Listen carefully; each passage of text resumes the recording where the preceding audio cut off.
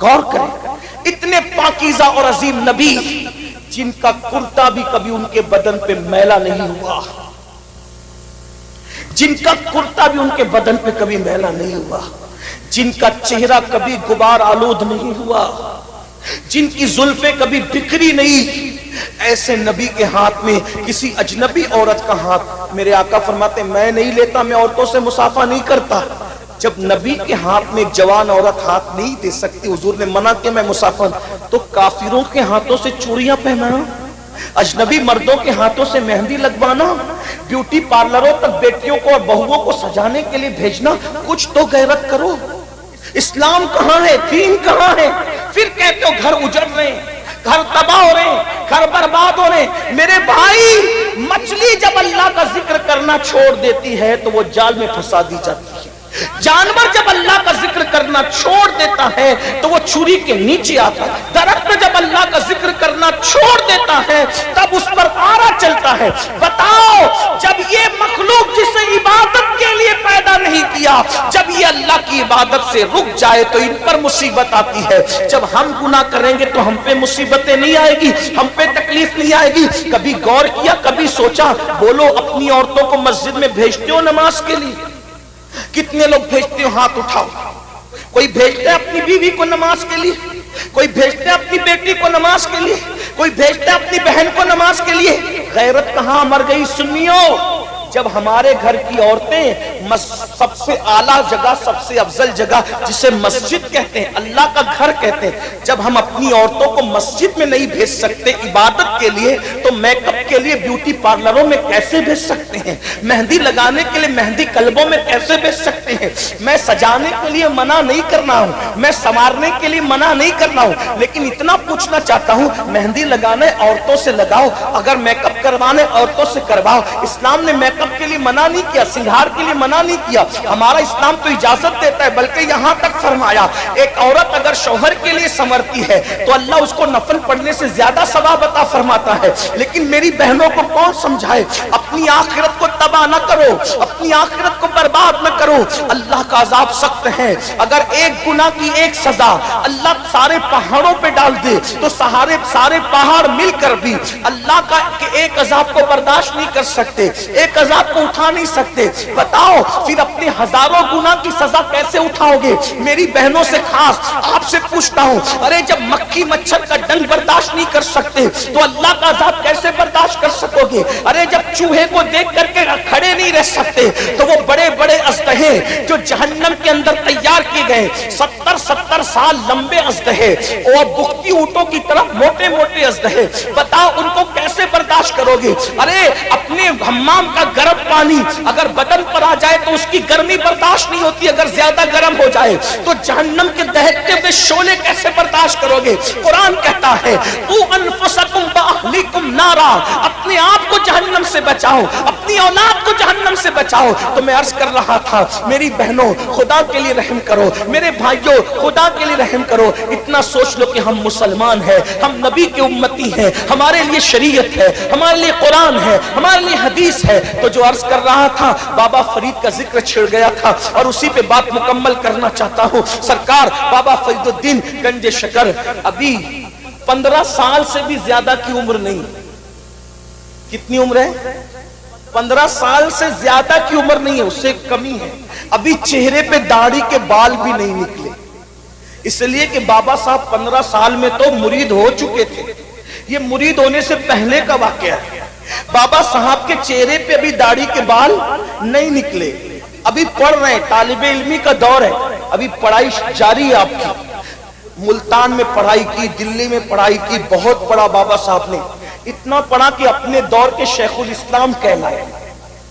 بابا صاحب کو اپنے زمانے کا شیخ الاسلام، اور اپنے زمانے کا شیخ الاسلام تو لوگ کہتے ہیں، ہم تو ان کے غلام ہیں، ہم تو ان کو ان کے بعد کے ہر دور کا شیخ الاسلام مانتے ہیں۔ بابا صاحب نے اتنا پڑھا، 15 سال کی عمر میں بابا قطب الدین بختیار کاکی کے مرید ہو گئے تھے، لیکن یہ اس سے پہلے کی بات ہے، مطلب 15 سال سے پہلے کی بات۔ چہرے پہ داڑھی کے بال بھی نہیں۔ پیری مریدی کا ذکر سنا، مرید ہونے کے لیے چلتے چلتے چلتے چلتے بغداد شریف پہنچ گئے، پیر ڈھونڈنے کے لیے بغداد شریف پہنچے۔ बगदाद शरीफ पहुंचे तो वहां पर डंके बज रहे थे किसके? शेख उश-शयूख खातिमुल औलिया फिल इराक सैयदना शेख शिहाबुद्दीन उमर सहरवर्दी की विलायत के डंके बज रहे थे। वो शिहाबुद्दीन उमर सहरवर्दी जिसके बारे में हुजूर गौसे पाक ने फरमाया, शिहाबुद्दीन तेरे बाद तुझ जैसा वली कयामत तक अभी इराक में पैदा नहीं हो सकता। गौसे पाक जिसकी विलायत के बारे में ये कहे कि तुझ जैसा वली अब कयामत तक इराक में पैदा नहीं हो सकता, शेख शिहाबुद्दीन उमर सहरवर्दी के बारे में उनकी विलायत के डंके बज रहे थे। सरकार बाबा फरीदुद्दीन गंज शकर मुरीद होने के लिए उनकी खानकाह में पहुंचे तो दस्तरखान लगा हुआ था। दस्तरखान पे लोग बैठ चुके थे। जैसे ये सलाम करके अंदर दाखिल हुए, लोगों ने पूछा नाम क्या? कहा मेरा नाम मसूद है। मेरा नाम क्या है? फरीद उनका असल नाम नहीं, उनका नाम क्या है? मसूद। मेरा नाम मसूद है। क्यों आए हो? अब मुरीद होने आया हूं शेख से। अच्छा। सरकार शिहाबुद्दीन उमर सहरवर्दी ने फरमाया, बेटे मुरीद वगैरह की बातें बाद में होगी, पहले खाना खा लो। थकार क्या हो? खाना खा। दस्तरखान लगा था, एक कनीज आई और वो सबके हाथ धुला रही थी। सब लोग हाथ धुलते रहे। जब बाबा साहब की बारी आई, मेरे बाबा की, सरकार फरीद मिल्लत वद्दीन की, लोटे पे लोटा, लोटे पे लोटा, लोटे पे लोटा पानी वो डालती जा रही है, हाथ धुलते जा रहे, पानी डालती जा रहे, हाथ धुलते जा रहे। जो लोग कुछ जाहिर बीन लोग थे एक दूसरे को कोनियां मारने लगे। देखो देखो देखो, औकात ये है क्या? हाथ धोने का सलीका नहीं। और किसका हाथ हाथ में लेने आए? किसके हाथ में हाथ देने आए? शेख शिहाबुद्दीन के। उनसे मुरीद होने आए। हैसियत ये कि हाथ नहीं धो सकते और मुरीद होना है शेख शिहाबुद्दीन उमर सहरवर्दी के। इसलिए कि लोग बहुत जल्दी में फैसले करते हैं ना। कभी कभी अपनी महफिलों में भी ऐसा होता है, कोई मुकर्रिर बेचारा थोड़ा सा कुछ कोई बात उसकी जबान से कुछ निकल जाए तो लोग फौरन कोनियां मारने लगे, इशारे करने लगे। अल्लाह के बंदो, इंसान की हकीकत पर नजर रखो। सरकार बाबा फरीदुद्दीन गंजे शकर का कुछ लोगों ने मजाक उड़ाया, इसको हाथ धोना नहीं आता, मुरीद होने आया। खाना हो गया, खाने के बाद जब हाथ धुलाया गया, जैसे नॉर्मल सबने हाथ धुले, इन्होंने भी नॉर्मल धुल लिया। अरे खाने से पहले तो हाथ साफ होते हैं, कम पानी में हाथ धुला जाता है, खाने के बाद हाथ भर जाते हैं, ज्यादा पानी लगता है। लेकिन ये अजीब बंदा है, इतने लोटे पे लोटे गंवा दिए और खाने के बाद मुख्तसर में हाथ धुल लिया। लेकिन कुछ समझ पाए, कुछ नहीं समझ पाए, लेकिन जो सब समझ गया वो रोशन ज़मीर सरकार शेख शिहाबुद्दीन उमर सहरवर्दी थे। आपने फौरन पर्दा उठाने की कोशिश की, कहा शहजादे एक बात बताओ, मुरीद होने आए हो, आपको हाथ धोना नहीं आता? आपने इतना पानी जाय कर दिया, क्या तुम्हें मसला मालूम नहीं है कि इतना पानी जाय करना हराम है, जायज नहीं है? तो बाबा फरीद ने क्या कहा पता है? सरकार अगर गुस्ताखी माफ हो तो जवाब दूं? कहा बिल्कुल दो। कहा जब मैं हाथ धुल रहा था तो आपकी कनीज के चेहरे पर नजर पड़ गई और उसकी पेशानी पे लिखा था कि ये जहन्नमी है, तो मैं हाथ नहीं धो रहा था, उसकी तकदीर धुल रहा था। और जब तक तकदीर नहीं धुली मैं पानी बहाता रहा। मैं सोचा कि इतने बड़े वली की खानकाह में खिदमत करने वाली कनीज भी जहन्नम में जाएगी, तो मैं हाथ नहीं तकदीर धुल रहा था सरकार। अब लोगों को पता चला कि जिसे हम बच्चा समझ रहे कि इसको हाथ धुलना नहीं आता, ये लौहे महफूज पर लिखी हुई तकदीर भी धुलने की ताकत रखता है। तब बाबा शिहाबुद्दीन ने फरमाया, बाबा मसूद तुम्हारा हिस्सा मेरे पास नहीं है, तुम जैसे बंदे को तो मेरे भाई कुतुबुल अक़ताब कुतुबुद्दीन बख्तियार काकी का मुरीद होना चाहिए, क्या उसके पास तुम्हारा हिस्सा है? इतना सुनना था, लोग हैरान हो गए, परेशान हो गए। और फिर बाबा फरीद से पूछा, अरे तुम अभी मुरीद भी नहीं हुए, ये मकाम तुमको कैसे मिला? तो बाबा साहब फरमाते हैं, ये मेरी माँ की तरबियत की बरकत है कि अल्लाह ने मुझे इस मकाम पर पहुंचा दिया। भाइयों, ये माँ बाप ये हैं। और आजकल के माँ बाप न कलमा सिखा सकते हैं, न खाना सिखा सकते हैं, न वुजू सिखा सकते हैं, न नमाज सिखा सकते हैं। बस जाते जाते इतना ही कह जाऊं, अल्लाह पाक को गुनाह पसंद नहीं है। जब कोई अल्लाह की नाफरमानी करता है تو اللہ اس سے نعمت چھین لیتا ہے۔ اگر اچھی آواز والا نافرمانی کرے گا آواز چھن جائے گی، اچھی صحت والا نافرمانی کرے گا صحت چھن جائے گی۔ آپ کہیں گے کہ کچھ ایسے بھی ہیں کہ بڈھے ہو کر بھی وہ طاقتور رہتے ہیں؟ میں نے کہا بالکل۔ ایک بزرگ تھے حضرت جنید بغدادی کے دور، اور ایک بڈھا تھا جنید دونوں کا واقعہ سن لیں آخری میں۔ ایک بڈھا بغداد کے بازار میں بھیک مانگ رہا تھا، کوئی اس کو بھیک بھی نہیں دے رہا۔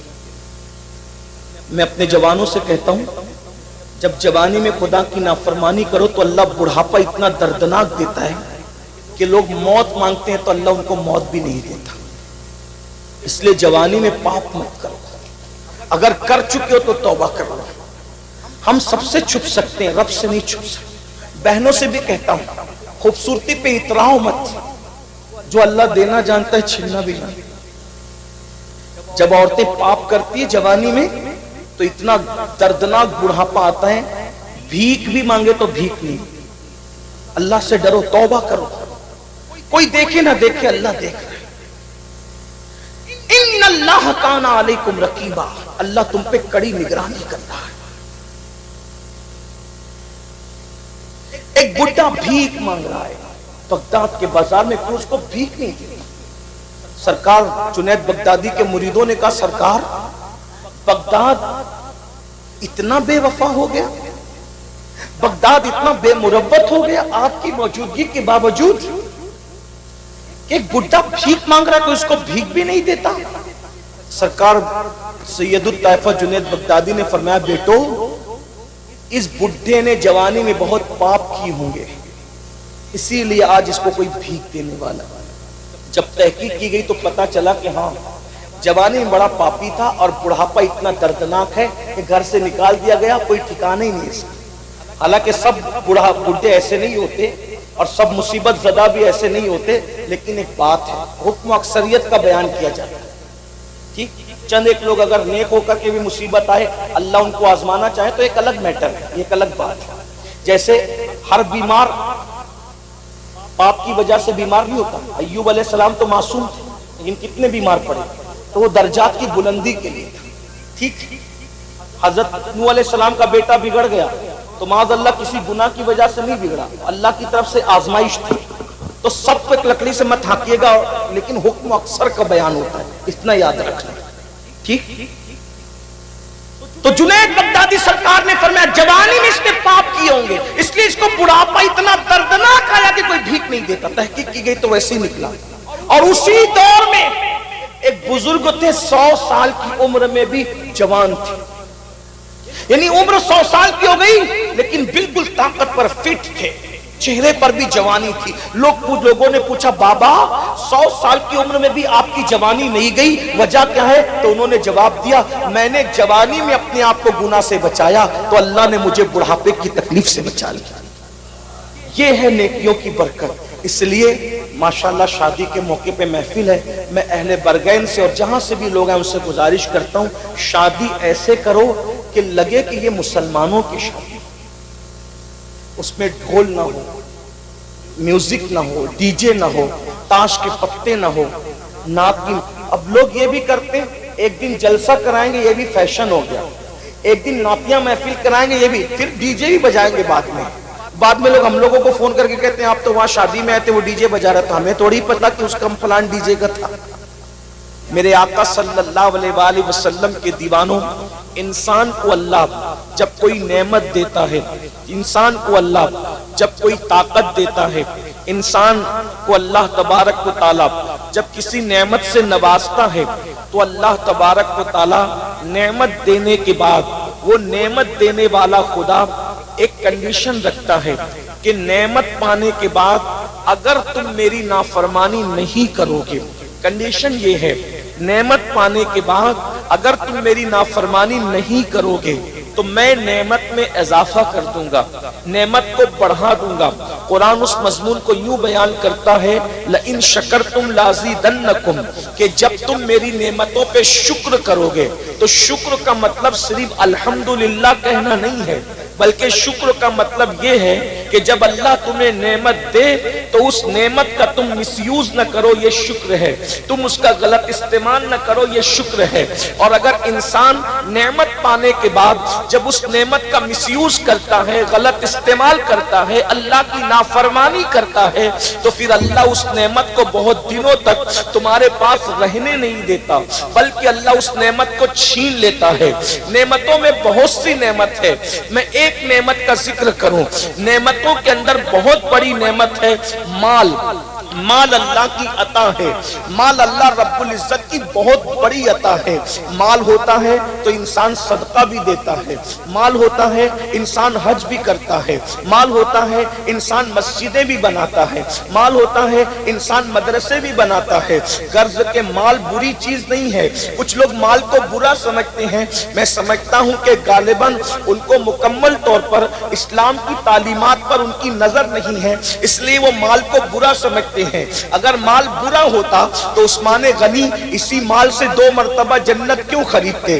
آپ جانتے ہیں کہ مال، اللہ اکبر، اگر فرعون کے پاس گیا تو اس نے فرعون کو جہنم کا کندن بنا دیا، جہنم کا ایندھن بنا دیا، اللہ اکبر، جہنم کا ایندھن بنا دیا۔ کندن کیا بنتا؟ ایندھن بنا دیا۔ نمرود کے پاس گیا، اس کو جہنم کا ایندھن بنا دیا۔ بخت نصر کے پاس گیا، اس کو جہنم کا ایندھن بنا دیا۔ شداد کے پاس گیا، اس کو جہنم کا ایندھن بنا دیا۔ لیکن وہی مال جب سیدنا عثمان غنی کے پاس آتا ہے تو عثمان غنی 2 مرتبہ اسی مال سے جنت خریدتے نظر آتے ہیں۔ اور اللہ کے رسول نے کسی صحابی کو وہ نہیں فرمایا جو سیدنا عثمان غنی کو فرمایا۔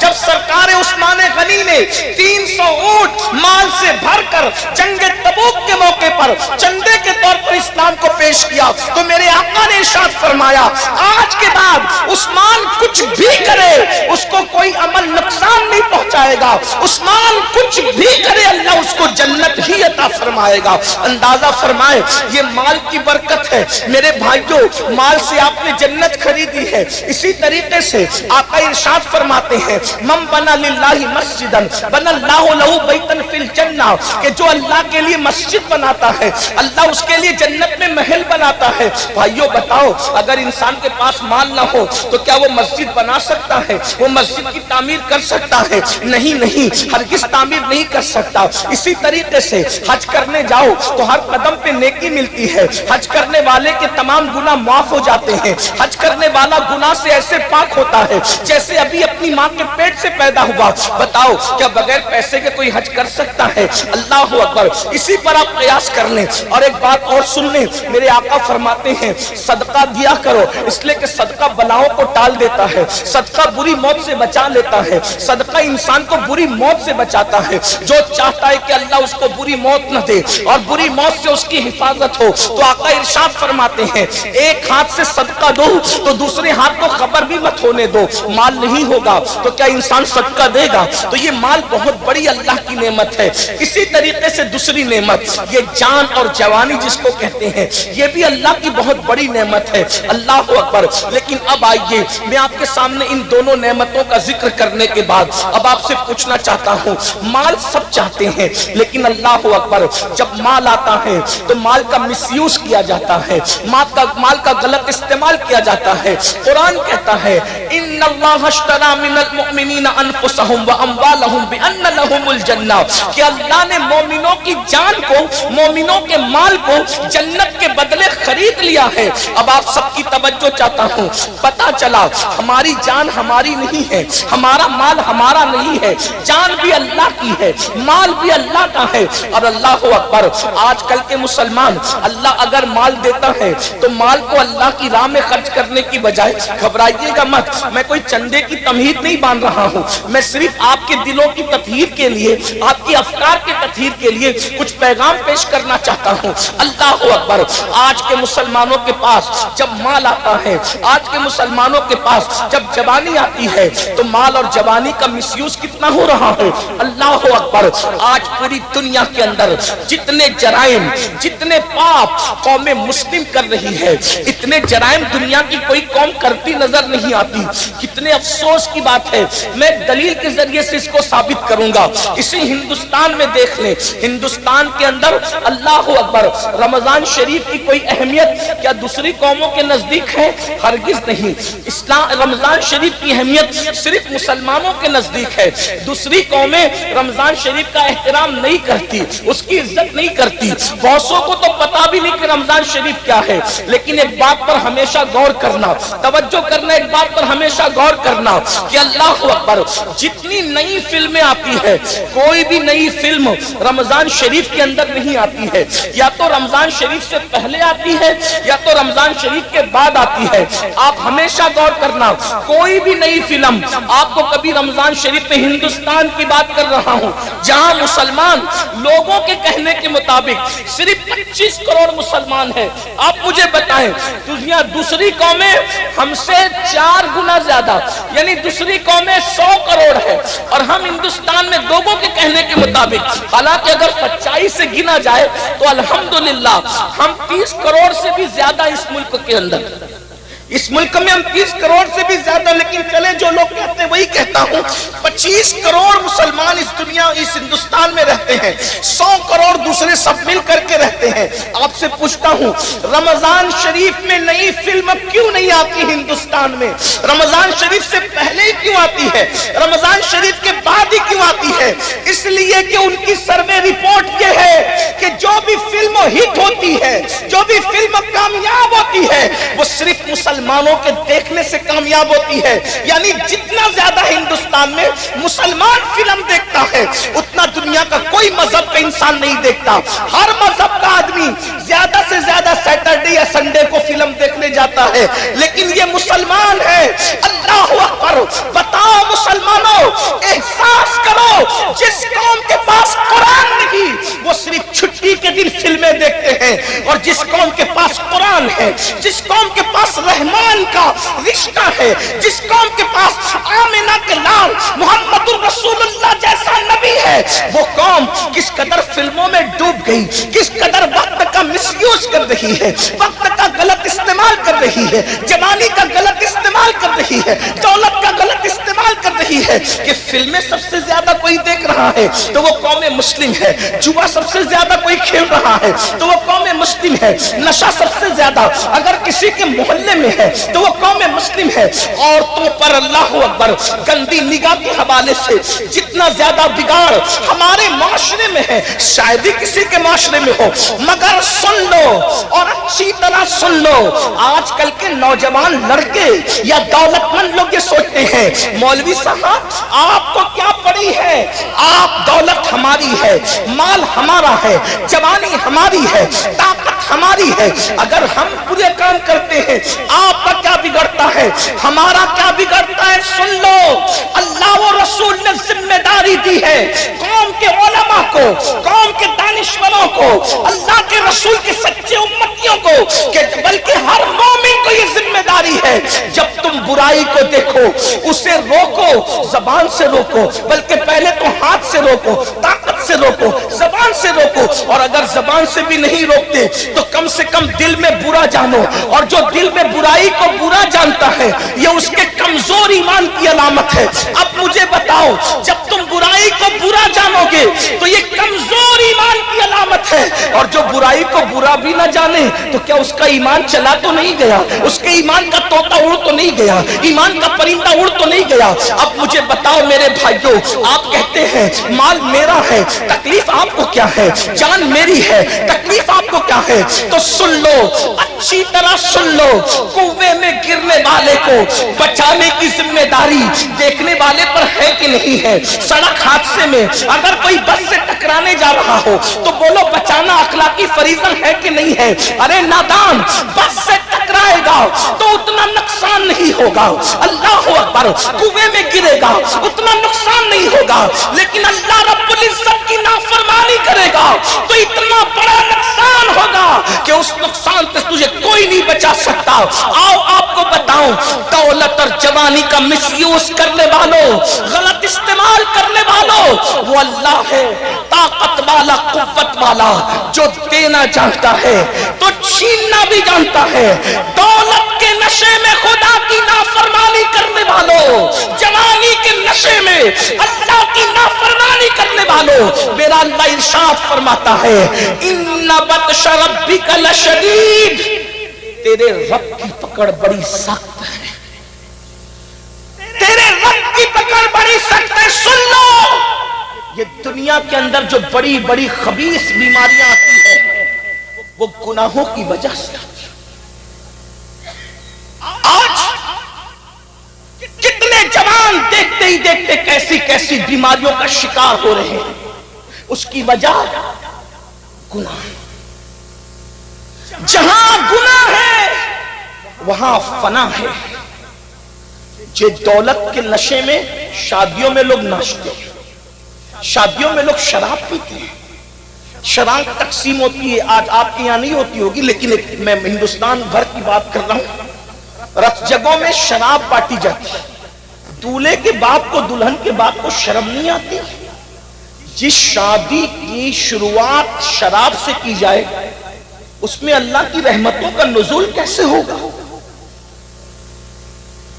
لوگ کہتے ہیں کہ ہاتھوں سے مہندی نہیں چھوٹتی اور گھروں میں زگزگ شروع ہو جاتی ہے۔ جو شادی میں اللہ کے رسول کا دل دکھایا جائے، جس شادی میں مصطفیٰ جان رحمت کے دل پہ نشتر لگائے جائے، بتاؤ کیا اس شادی کے اندر کبھی برکت ہو سکتی ہے؟ ذرا غور تو کیجیے، کبھی سوچئے تو صحیح۔ عورتوں کا حال یہ ہے، وہ رت جگہوں میں ناچتی ہیں، وہ شریف عورتیں جن کے پردے کا اللہ نے حکم دیا ہے، عورتیں شادیوں میں ناچتی، عورتیں شادیوں میں گانے گاتی ہیں، لوگ سنتے ہیں، رت جگہ کی رسم، اس کی رسم، اس کی رسم۔ میری بہنوں سن لو اور اچھی طرح کان کھول کر سن لو، اللہ کے رسول صلی اللہ علیہ وسلم نے ایک عورت کو زور سے بلند آواز سے قرآن پڑھنے سے بھی منع فرما دیا۔ فرمایا گیا عورت کی آواز بھی عورت ہے، عورت کو بلند آواز سے قرآن پڑھنے کی اجازت نہیں ہے۔ اب آپ مجھے بتائیں میرے بھائیوں، میری بہنوں، جس عورت کو بلند آواز سے قرآن پڑھنے کی اجازت نہیں، وہ عورت آخر گانے کیسے گا رہی ہے؟ وہ عورتیں ناچ کیسے رہی ہے؟ اور پھر اس شادی میں برکت کیسے ہو سکتی ہے؟ اللہ اکبر۔ تو یاد رکھنا، اللہ رب العزت کی پکڑ بڑی سخت ہے، اور جب اللہ کسی پہ پکڑ کرتا ہے اس کے گناہ کی وجہ سے تو دنیا کی کوئی طاقت بچا نہیں سکتی۔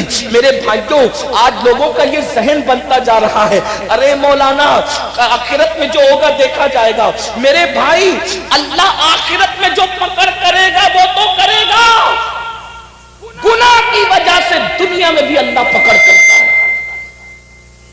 گناہ کوئی کرے اس کے گناہ کی نحوست اس کو مل کر رہتی ہے۔ ایک بزرگ فرماتے ہیں جب رات کو مجھ سے کوئی گناہ ہوتا ہے تو صبح اس گناہ کا اثر میرے بچوں میں مجھے نظر آتا ہے، میری سواری میں مجھے نظر آتا ہے۔ لوگوں نے پوچھا وہ کیا؟ کہا رات کو اگر میں گناہ کرتا ہوں تو صبح میری اولاد میری نافرمانی کرتی ہے، صبح میری سواری میری نافرمانی کرتی ہے۔ پتا چلا اولاد غدار یوں ہی نہیں ہوتی، ہر اولاد کو ماں باپ سے پیار ہوتا ہے۔ جب تم اللہ سے غداری کرتے ہو تو اللہ تمہیں صدمے دینے کے لیے بطور عذاب تمہاری اولاد کو تمہارا غدار بنا دیتا ہے۔ ورنہ لوگ آج کتنا پڑھا رہے ہیں، یہ پڑھا رہے ہیں، وہ ڈگری دلا رہے ہیں، لیکن بتاؤ کل کے ان پڑھ بچے، کل کے جاہل بچے ماں باپ کے جتنے وفادار تھے، کیا آج کے پڑھے لکھے بچے اتنے وفادار ہیں؟ لوگ کہتے ہیں بچے پڑھے لکھے نہیں ہیں اس لیے بے وفا ہے۔ میں نے کہا 50 سال پہلے اتنی بڑی ڈگریاں تھی نہیں مسلمانوں کے پاس بظاہر، پھر بھی بچے وفادار تھے۔ وجہ کیا تھی؟ ان کے ماں باپ خدا کے وفادار تھے، اللہ نے اولاد کو ان کا وفادار بنا دیا تھا۔ آج ماں باپ بچوں کو ڈگریاں بھی دلا رہے ہیں، انگلش بھی پڑھا رہے ہیں، ڈاکٹر بھی بنا رہے ہیں، وکیل بھی بنا رہے ہیں، انجینئر بھی بنا رہے ہیں، پھر کیا ہو رہا ہے؟ لیکن اللہ کے وفادار نہیں ہے ماں باپ۔ تو جو ماں باپ اللہ کے وفادار نہیں، اللہ نے ان کی اولاد کو ان کا غدار بنایا ہے، اللہ نے ان کی اولاد کو ان کا باغی بنایا ہے، تاکہ تمہیں اللہ صدمے دے اور تمہیں بطور عذاب یہ بتائے ان بطش ربک لشدید، یاد رکھنا اگر اللہ پہاڑ تم پر گرا دیتا تو تم کو اتنی تکلیف نہ ہوتی جتنی اولاد کے ستانے سے انسان کو تکلیف ہوتی ہے۔ یہ بڑی بڑی بیماریاں یہ کس وجہ سے ہے؟ یہ اللہ کی نافرمانی کی وجہ سے ہے، یہ خدا کی نافرمانی کی وجہ سے ہے۔ دیکھو اپنے دلوں میں ٹٹول کر سوچو، اتنا بڑا مجمع ہزاروں کا ہے، بھائیوں کی بھی توجہ، بہنوں کی بھی توجہ، ارے ڈلپ کے اللہ اکبر نرم نرم گدوں پر سوتے ہو، لیکن بتاؤ کیا دلوں کو سکون ہے؟ ارے لوگوں کو ٹاٹ پر سکون کی نیند آتی تھی، لوگوں کو گرڑی پر سکون کی نیند آتی تھی، لیکن تمہیں اتنے اتنے ایک ایک ہاتھ دو ہاتھ انچ گدوں پہ نیند کیوں نہیں آ رہی ہے؟ کروٹیں بدل رہے ہیں، دل بے چین ہے، دل بے قرار ہے، نیند کی گولیاں کھا رہے ہیں، لیکن سکون کی نیند کیوں نہیں آتی؟ وجہ یہ ہے کہ راتوں کو اللہ کی نافرمانی کرنے والوں، نرم نرم گدوں پہ لیٹ کر سیریل دیکھنے والوں، نرم نرم گدوں پہ لیٹ کر فلمیں دیکھنے والوں، نرم نرم گدوں پہ لیٹ کر زنا کے مناظر دیکھنے والوں، نرم نرم گدوں پہ لیٹ کر گانے سننے والوں، بتاؤ جب تم اللہ کی نافرمانی کرو گے تو تمہیں سکون کی نیند کیسے آئے گی؟ اچھی طرح یاد رکھنا، جو لوگ اللہ کی فرما برداری کرتے ہیں ان لوگوں کو تو گرم ریت پر بھی نیند آ جاتی ہے۔ لوگ سوچتے ہیں یہ گرم ریت پر نیند آنا تو بڑا مبالغہ ہے، میں نے کہا نہیں، یہ حقیقت ہے۔ کیا تمہیں نہیں پتا ایک مرتبہ روم کا ایلچی سیدنا فاروق اعظم کے پاس ایک خط لے کر کے آتا ہے، اور جب خط لے کر کے آتا ہے تو سیدنا فاروق اعظم کو ڈھونڈتا ہے، لوگوں سے پوچھتا ہے اے مسلمانوں تمہارے امیر کا محل کہاں ہے؟ تمہارے امیر کا محل کہاں ہے؟ مسلمان کہتے ہیں جو ہمارا امیر ہے وہ محلوں میں نہیں رہتا، جیسے جھوپڑوں میں ہم رہتے ہیں ویسی مٹی کے جھوپڑے میں وہ بھی رہتا ہے۔ تو کہا وہ ملے گا کہاں؟ کا اتفاق سے ابھی گھر میں بھی نہیں ہوگا ہمارا امیر، وہ اپنی بکریوں کو لے کر اپنے اونٹوں کو لے کر جنگل میں گیا ہے اور وہ بکریاں چرا رہا ہوگا۔ وہ کہاں ہوگا؟ وہ فلاں جنگل میں ہوگا۔ اندازہ فرمائے میری قوم کے جوانوں، نرم نرم گدوں پہ سسکیاں لینے والوں، کاروبار کے لیے تڑپنے والوں، بزرگوں سے تعویذ کا مطالبہ کر کے اپنی تقدیر کو سنوارنے کی کوشش کرنے والوں، بڑی معذرت کے ساتھ کسی ولی کا تعویذ ہماری قسمت کو سدھار نہیں سکتا جب تک ہم اللہ کی نافرمانی کرتے رہیں گے، جب تک ہم پاپ کرتے رہیں گے، جب تک ہم جرائم کرتے رہیں گے۔ ارے نیکوں کی دعا سے اللہ ان کا حصہ اٹھا لیتا ہے جو نمازوں میں غفلت کرتے ہیں، جو نمازوں میں سستی کرتے ہیں۔ خدا کے لیے بیدار ہو جاؤ، اپنے مسائل کا حل کسی انسان کے دروازے پر نہیں ہے، ہمارے مسائل کا حل کل بھی اللہ کے در پہ تھا، آج بھی اللہ کے در پہ ہے، قیامت تک اللہ کے در پہ رہے گا۔ اس کی چوکھٹ سے وابستہ ہو جاؤ۔ کب تک غداری کرو گے؟ کب تک بے وفائی کرو گے؟ کب تک نافرمانی کرو گے؟ سنو سنو، روم کا ایلچی جب اس کو پتا چلتا ہے کہ مسلمانوں کا امیر 3 بر اعظموں پر بلا شرکت غیر حکومت کرنے والا عمر ابن خطاب جنگل بکریاں لے کر گئے بکریاں چرانے کے لیے، تو وہ جنگل پہنچا، جنگل میں گیا تو ایک منظر دیکھا۔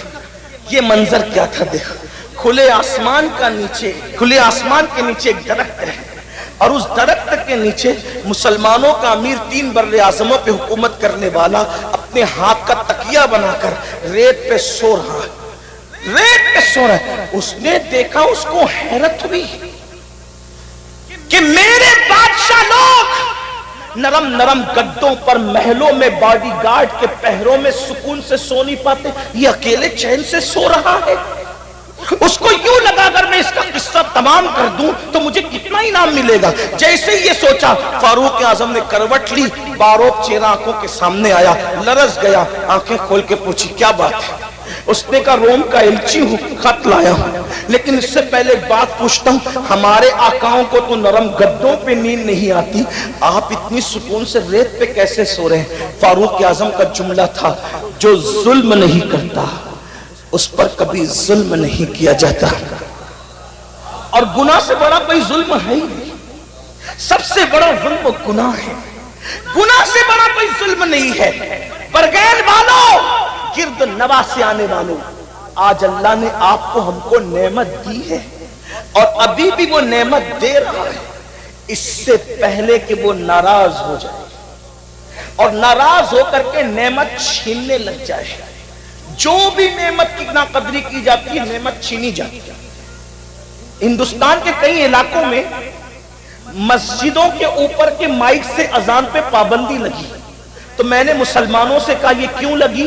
ये तो अहले सियासत जाने, दूसरा मैटर है, लेकिन हम सूफिया के गुलाम इस नजर से देखते हैं, जब अजान होती थी ना तो तुम उसको सुनते नहीं थे। तवज्जो है आपकी, गौर करेंगे आप, तवज्जो। अजान होती थी, आप उसको सुनते नहीं थे, बिस्तर में पड़े रहते थे, और अगर जागते थे तो भी अपने काम में लगे रहते थे, अजान का अदब नहीं करते थे। कुदरत ने कहा तू मेरी नेमत की कदर नहीं करता, अब मैं तुझे अजान नहीं सुनवाऊंगा। देख, गौर तो कर, जिस नेमत की नाकदरी करोगे वो नेमत तुमसे छीन ली जाएगी। दौलत के नशे में हराम काम करने वालों को ये इबरत की बात है। मुगल खानदान 700 साल तक हिंदुस्तान पर हुकूमत करता रहा। इतने पाप और अय्याशियां की उनके बाज लोगों ने, कुछ अच्छे भी थे लेकिन ज्यादातर पापी थे। उनके एक शहजादे का एक लड़की के साथ चक्कर हो गया, तो उस लड़की ने कहा कि मेरी जान, मैंने किसी इंसान को मरते नहीं देखा है, मेरी तमन्ना है कि मैं किसी को मरते देखूं। उसने फौरन एक बंदे पर तीर चला दिया, कहा कि लोग मरते हुए देख लो। इस तरह बेगुनाहों की उन लोगों के बाद लोगों ने जाने ली। फिर क्या हुआ? उन मुगल खानदान के बादशाहों के ठाट बाट का आलम यह था कि ताजमहल के अंदर जब नाश्ता किया जाता था तो 200 डिशें नाश्ते में लगाई जाती थी। मुजरे होते थे, औरतों को नचाया जाता था, लड़कियों को नचाया जाता था आधे आधे लिबास पहना करके, और शराब का दौर चलता। कौन लोग करते थे मैं उनका नाम नहीं लूंगा, लेकिन इतना जरूर है कि कुछ अच्छे भी थे कुछ बुरे भी थे। जब कुदरत ने उनकी पकड़ की, इन्ना बत्शा रब्बिका लशदीद, जब कुदरत ने उनकी पकड़, वो बादशाह थे, अपनी चंद दुकानों पर और चंद प्रॉपर्टियों पर गुरूर और घमंड करके शादियों के मौके पे अल्लाह की नाफरमानी करने वालों, खुशियों के मौके पे अल्लाह की नाफरमानी करने वालों, कान खोल के सुन लो, इससे पहले के दौलत को जवाल आए, इससे पहले के इज्जत को जवाल आए, इससे पहले कि अल्लाह अकबर कुदरत अपनी नेमतों को छीन ले, जरा गौर से सुन, मुगलों का हाल ये था कि 200 डिशें, अच्छा वही आवाज नहीं जा रही, माइक हाथ में लेते हैं, दुरूद शरीफ पढ़ लें, बुलंद आवाज से पढ़ लें दुरूद शरीफ। ज्यादा देर आपको नहीं सुनाना है, थोड़ी सी बुलंद आवाज से पढ़ लें दुरूद शरीफ।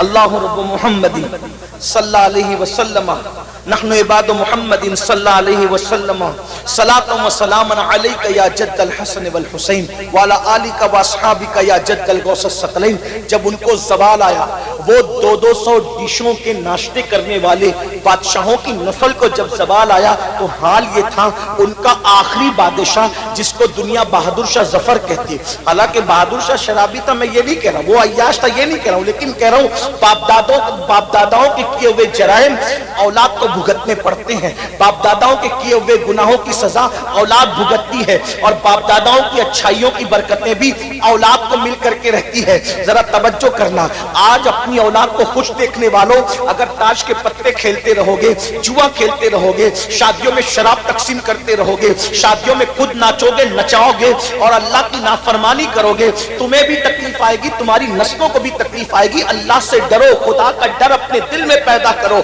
हम मुसलमान हैं, हम मोमिन हैं, रसूलुल्लाह के उम्मती है, जरा तवज्जो तो करना। जो बाप दादा करते हैं उसकी गंदगी भी औलाद तक पहुंचती है, और जो बाप दादा अच्छे काम करते हैं उसकी बरकत भी उन तक पहुंचती है। अब जरा गौर फरमाए, जरा तवज्जो फरमाए, वो 200 डिशों का नाश्ता करने वालों की औलादों को कौन से दिन देखने पड़े? आखिरी बादशाह बहादुर शाह जफर, अल्लाह अकबर, जब जेल में उनको डाला गया तो बहादुर शाह जफर ने कहा, मुझे नाश्ते की आदत है, जरा नाश्ता तो करा दो। तो पता है क्या हुआ? 2 बेटों के कटे हुए सर पानी में उबाल कर उनके सामने तश्ते में रखे गए। लो बहादुर शाह नाश्ता कर लो। और जब आखिरी मुकद्दमा बादशाह लड़ रहे थे अपनी जिंदगी का कोर्ट के अंदर, तो बादशाह के सर पर जो टोपी थी वो मैली टोपी थी, कपड़े फटे हुए थे, बादशाह के कपड़े फटे हुए थे। दुनिया ने ये इबरत अंगेज तमाशा देखा। अल्लाह अकबर। 700 साल तक की जिनकी हुकूमतों का सूरज कभी गुरूब नहीं हुआ, जिनके कर्रो फर का आलम ये था। बहनों की भी तवज्जो, जिनकी औरतों को दूध और चंदन से नहलाया जाता था, जिनकी औरतों को शादी में और खुशियों के मौके पे बालों बाल मोती पिरोए जाते थे। हाँ हाँ, कुछ औरतें तो मुगलों की ऐसी थी, रोजाना उनके नहाने के लिए हर दिन नया हम्माम बनाया जाता था, नया हौज बनाया जाता था। जब मुगलों की औरतें चलती थी तो सिर्फ उनके कपड़ों को जमीन पर वो न लग जाए, उनके दुपट्टे और उनके दामन को उठाने के लिए दर्जनों कनीजें पीछे पीछे चला करती थी। मेरी बहनों याद रखो, ये अय्याशियां की गई थी दौलत की बुनियाद पर, ये ऐश किए गए थे, खुदा को भुला दिया गया था। क्या दिन दिखाया कुदरत ने कि आखिरी बादशाह उस खानदान का चश्मो चराग। हालांकि वो आदमी ठीक ठाक था, लेकिन लम्हों के गुनाहों ने सदियों की सजा पाई के तौर पर जब वो बादशाह मुकद्दमा लड़ रहा था, मैली टोपी फटे कपड़े उसके बदन पर थे, और जानते क्या था, उसके मुंह से कुछ बात निकल रही थी, हाथ से कुछ इशारे कर रहा था। लोग कहते हैं हाथ और मुंह एक दूसरे का साथ नहीं दे पा रहे थे, क्योंकि बादशाह को इतनी भूख लगी थी कि वो जो मुंह से कह रहे थे वो इशारा कर नहीं पा रहे थे। ये हाल दुनिया ने देखा। अल्लाह के बंदो, क्या तुम भी यही चाहते हो कि अल्लाह तुम्हारे माल को भी इसी तरह ज़वाल पसीर कर दे? जब बादशाहों को यूं ज़वाल पे लाता है तो क्या तुम उरूज की तवक्को रखते हो, उरूज की तमन्ना रखते हो? अभी मैंने कहा कि बाप दादा नेक होते हैं तो उसकी भी बरकतें औलाद को मिलती है, और पापी होते हैं तो उसकी नौसत भी औलाद को मिलती है। क्या आपने कुरान नहीं पढ़ा? जब हजरत मूसा और हजरत खिज्र एक बस्ती में गए तो गिरती हुई दीवार को उन्होंने तामीर किया। तवज्जो है, गिरती हुई दीवार को तामीर किया। तो हजरत मूसा अलैहिस्सलाम को हजरत खिज्र ने यही कहा, क्या कि इनका बाप नेक था। मुफस्सिरीन कहते हैं, बास लोग कहते हैं 10वां दादा नेक था, बास लोग कहते हैं 14वां दादा नेक था, बास लोग कहते हैं 22वां दादा नेक था। मुझे बताओ, 22वां दादा नेकी करे, 10वां दादा नेकी करे, 14वां दादा नेकी करे, तो नीचे नीचे औलाद तक उसको बरकतें नसीब होती है। अरे अगर तुम भी नेकी करोगे तो क्या अल्लाह उसकी बरकतें तुम्हें अता नहीं फरमाएगा, तुम्हारी नस्लों को अता नहीं फरमाएगा? क्या नहीं देखते किसी खानदान में इतने वली कभी पैदा नहीं हुए जितना मौला अली की खानदान में वली पैदा हुए? उसकी वजह यह है कि उस खानदान की खातून जिसे दुनिया सैयदा, तैयबा, ताहिरा, आबिदा, सुहैदा, राकिया, साजिदा, नकिया, तकिया, ज़किया, उम्मे अबीहा, फातिमा ज़हरा कहती है, उन्होंने इतनी नेकी तैयार की कि उनकी नेकी की बरकत अल्लाह क़यामत तक उनकी नस्लों को अता फरमाए। देख रहे, एक खातून की नेकी की बरकत ने पूरी नस्ल को जहन्नम से बचाया, पूरी नस्ल को। आका इरशाद फरमाते हैं, अल्लाह ने फातिमा की औलाद पर जहन्नम की आग को हराम कर दिया।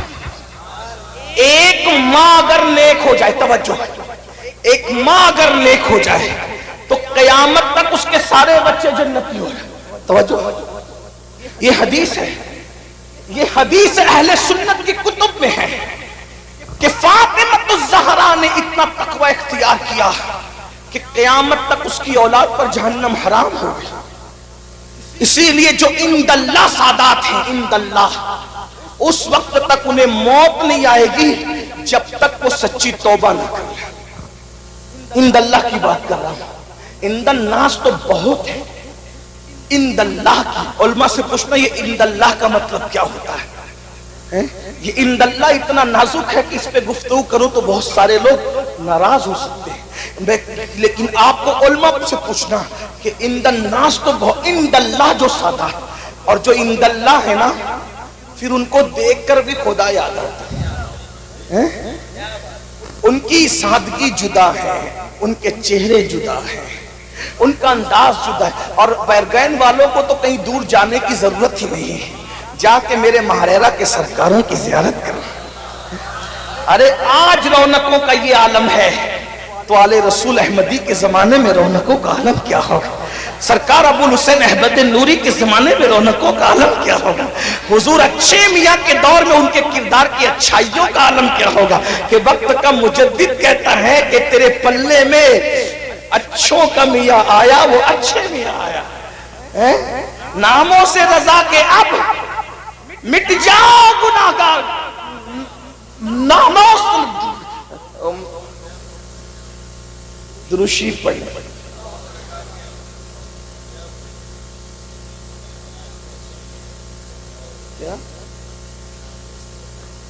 नामों से रजा के अब मिट जाओ बुरे कामों, वो मेरे पल्ले में वो अच्छे मियाँ आया, और वो अच्छे मियाँ क्या आया बल्कि अच्छों का मियाँ आया। वो नेक नाम भी है, नेक काम। और भाइयों, लोग दुश्मनों का माल हड़प कर जाते हैं। हमारे अच्छे मियाँ सरकार ऐसे थे कि लोगों को खिलाने के लिए दस्तरखान इतने दूर तक लगाते थे कि लोगों की निगाहें काम करना बंद कर देती। ये है सरकार अच्छे मियाँ के। तो मैं अपनी बात को समेटते हुए अर्ज करूं, अगर अच्छे काम करोगे, सैयदा फातिमा जैसा तो कोई अच्छा हो भी नहीं सकता। क्यों नहीं हो सकता? इसलिए कि उस अच्छी के लिए कोई तरबियत करने वाला ऐसा अच्छा चाहिए कि जिसके बारे में दुनिया मुत्तफिका तौर पे कहे कि सारे अच्छों में अच्छा समझिए जिसे। अरे जब महारेरा का अच्छा ऐसा है तो सारे अच्छों का अच्छा मदीने वाला अच्छा कैसा होगा? कहते हैं सारे अच्छों में अच्छा समझिए जिसे, है उस अच्छे से अच्छा हमारा नबी। सारे ऊंचों में ऊंचा समझिए जिसे, है उस ऊंचे में ऊंचा हमारा नबी।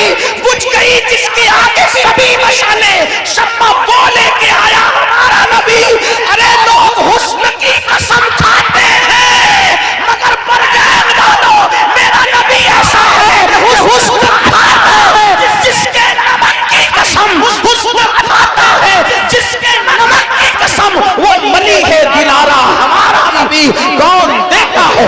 देने को मुंह चाहिए, देने वाला है सच्चा हमारा नबी। फातिमतुज़ ज़हरा अच्छी के लिए तरबियत कोई करने वाला ऐसा अच्छा चाहिए जिसे दुनिया मोहम्मदुर रसूलुल्लाह कहती है। और अब कोई मोहम्मदुर रसूलुल्लाह पैदा, इसलिए फातिमतुज़ ज़हरा भी अब कोई पैदा। अरे ये सैयदा फातिमा क्या है?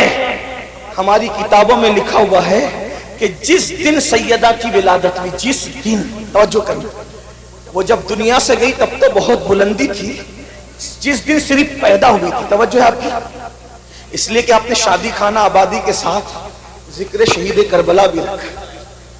लेकिन एक मशवरा दूंगा, अगर हो सके तो शादी के मौके पर करबला का नाम शामिल न किया। जब करबला हो तो शादियां ना हो, और जब शादियां हो तो करबला, इसका ख्याल करें। हाँ, जिक्र इमाम हुसैन कर दीजिए, जश्न इमाम हुसैन कर दीजिए, लेकिन उसमें करबला, इसलिए जब करबला आएगा तो हमारे जज्बात फिर हमारे काबू में नहीं रहते। इसका आइंदा ख्याल रखना। लोग जश्न शहीद भी, लोग जश्न शहीद करबला ही मनाते। मैंने कहा अल्लाह अकबर, शहीदों का क्या जश्न होता है? याद मनाया करें, थोड़ा इस पे तवज्जो।